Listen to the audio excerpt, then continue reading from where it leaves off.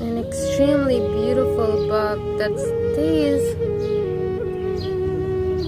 like holding on for hours. It hasn't moved at all. I tried to move it and it came back to the same position. And it just looked like I had a little leaf fell from the tree. That's how it looks like. And it actually has leaf-like patterns on top of its head.